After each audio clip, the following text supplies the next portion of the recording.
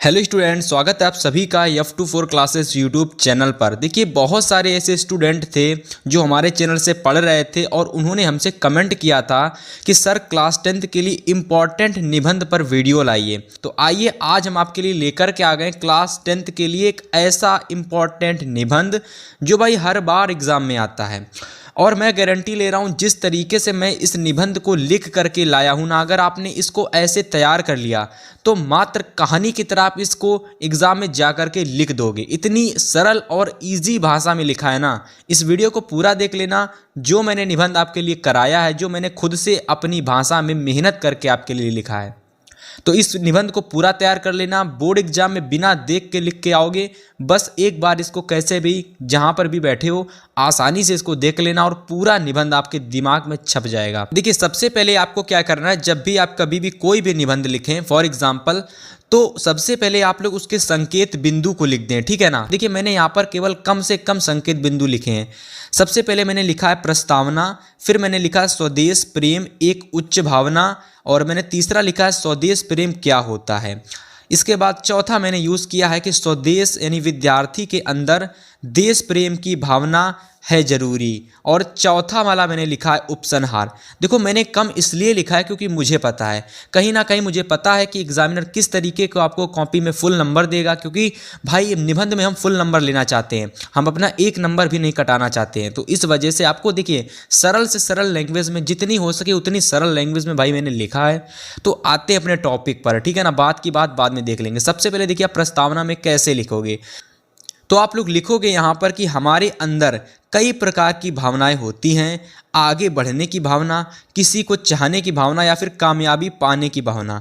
यानी हमारे अंदर कई प्रकार की भावनाएं होती हैं, अपने देश के प्रति भावना होती है, ठीक है ना। तो इस तरीके से आपको एग्जाम में निबंध बना बना करके लिखना है। आगे आप इसी में लिखेंगे किसी को मारने की भावना, ठीक है ना, किसी को मारने की भावना। इन्हीं में से एक भावना होती है देश को चाहने की भावना, ठीक है। ऐसे आप बन करके लिख के आओगे। ये भावनाएं सभी के अंदर अलग अलग प्रकार की होती हैं, परंतु एक भावना ऐसी भावना है जो हर एक देशवासी के अंदर होती है, और वो है देश प्रेम की भावना। देश प्रेम एक ऐसी भावना है जो बूढ़ों, जवानों और बच्चों से लेकर सभी में होती है, क्योंकि हम छोटे पर से ही हमें अपने देश के प्रति बलिदान और शहीद हो गए लोगों के बारे में बताया जाता है, जिससे यह भावना बचपन से ही हमारे अंदर प्रकट हो जाती है। तो इस तरीके से आपको ना अपनी भाषा में बना करके लिखना है। देखिए, एग्जामिनर को ये नहीं देखता एग्जामिनर कौन से शब्दों का आपने प्रयोग किया है, वो केवल ये देखता है कि आपने कितने पन्ने भरे निबंध में। आपको अगर सरल से सरल लैंग्वेज में 3 से 4 पन्ने भर के आते हो ना, तो एग्जामिनर आपको फुल नंबर देगा। अगर आपकी राइटिंग मेरी तरह है ना, इस तरीके से अच्छी सी राइटिंग आपकी, तो आपको 1 नंबर नहीं कटने वाला। और आप लोग दिक्कत ना लीजिए, ये पूरा इसका जो नोट्स है वो आपको डिस्क्रिप्शन में भी मिल जाएगा, जिससे कि आप इसका प्रिंट आउट निकलवा के अच्छे से इसको एक बार कम से कम रिवाइज कर सकते हैं, ठीक है। इतना आपको लिख देना प्रस्तावना में।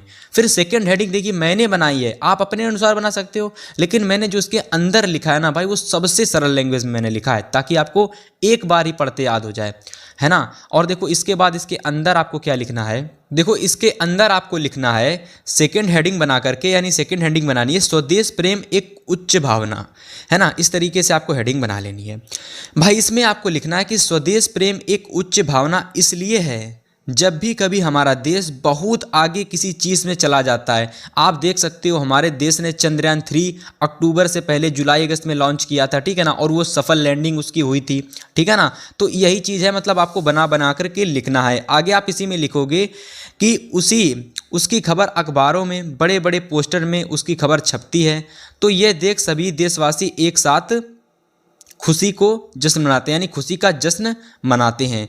यदि कोई दुर्घटना हमारे देश के साथ, यानी देश के साथ घट जाती है, या कोई कार्य जिसे बनाने में पूरे देश ने सालों का समय लगा दिया हो और फिर वह असफल हो जाए, जिसका दुख पूरे देश को महसूस होता है। आप देख सकते हो कुछ समय पहले हमारा देश जब वर्ल्ड कप हारा था, तो किस तरीके से सभी देशवासी, यानी जितने भी देश हमारे में, जितने भी भारतवासी थे सब कितने ज़्यादा दुखी थे। तो वही चीज़ आपको यहाँ पर बना बना करके लिख देनी है। जो भी चीज़ आपको निबंध में, जो भी चीज़ आपको याद आती जाए एग्ज़ाम सेंटर में, वो सारी चीज़ें आपको बना बना कर लिखते हैं। ये नहीं सोचना है कि इसमें क्या मैंने याद किया था, क्या मैंने याद किया था मैं वही लिखूंगा, मुझे अगर याद आ जाए याद, ये नहीं सोचना आपको।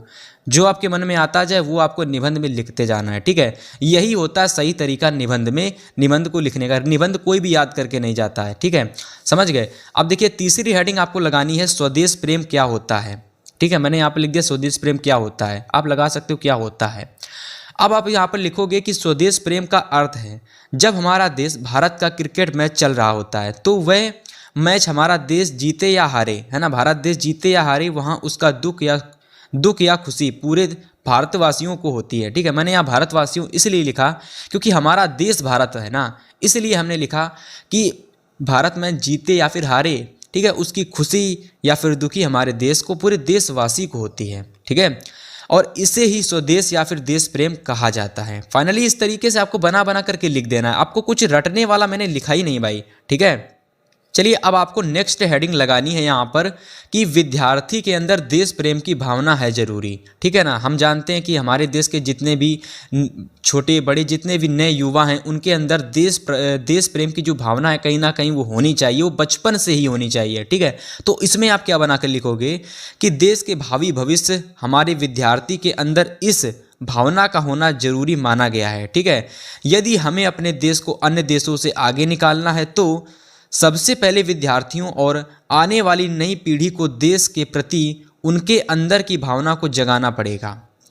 छोटे छोटे बच्चों को उनके माता पिता के द्वारा व स्कूल व कॉलेजों में उनके शिक्षकों के द्वारा भारत के प्रति अर्थात हमारे देश के प्रति शहीद हुए लोगों के बारे में बताना चाहिए, ठीक है। ऐसे आपको बनाकर लिखना है और आगे आप लिखेंगे कि यदि यही विद्यार्थी आगे चलकर वैज्ञानिक, इंजीनियर, डॉक्टर, बड़े बिजनेसमैन बनेंगे तो हमारे ही देश का नाम होगा, ठीक है। तो इस तरीके से आपको बना करके लिखना है ना। इस तरीके से लिखोगे तो बिल्कुल भी याद नहीं करना पड़ेगा। मैं कहता हूँ 2 से 3 बार इस वीडियो को देख लो और 2 से 3 बार वीडियो को देखने के बाद ये पूरा निबंध आपके एग्जाम में छप जाएगा और ये 101% गारंटी है, ये देश प्रेम का निबंध आपके एग्जाम में इस बार छपने वाला है, बिल्कुल आ जाएगा, हर साल आता है। और अगर आपने इस तरीके से लिखा तो फुल नंबर लाने से आपको कोई नहीं रोक सकता है। अब लास्ट हेडिंग आप बनाएंगे उपसंहार, ठीक है। मैंने आपसे बताया था कि मैंने टोटल 4 हेडिंग बनाई हैं, ठीक है। 4 से 5 हेडिंग बनाई है, आपको ज़्यादा हेडिंग नहीं बनानी है। अगर आप ज़्यादा हेडिंग बनाओगे ना तो आपको ज़्यादा लिखना भी पड़ेगा, क्योंकि संकेत देखता है और एग्जामिनर देखना है संकेत में लिखी हुई हेडिंगों को आपने लिखा भी है या फिर केवल हेडिंग लिख दी है और एक ही हेडिंग का केवल उत्तर लिखा है, ठीक है। तो जितनी हेडिंग बनाओगे उनका उत्तर भी आपको लिखना है, ठीक है। तो उपसंहार में आपको क्या लिखना है, देखो समझो।